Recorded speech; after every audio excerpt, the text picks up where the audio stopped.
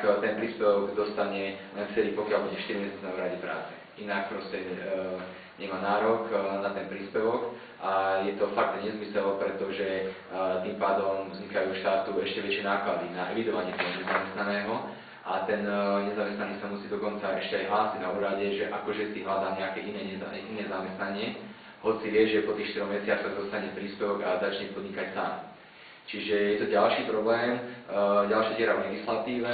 no a Slobodné fórum mladých navrhuje, aby absolventi škôl, to je jedno, že či skončí školu učňovskú, stredoškolskú alebo teda vysokú školu, dostali príspevok na podnikanie od štátu automaticky a nemuseli by proste nezmyselne trčať 4 mesiace na úrade práce. Určite by to bolo pre mladých oveľa viac motivujúce a proste bola by to pre nich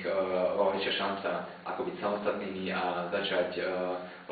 samostatne rozbiehať svoj pracovný život.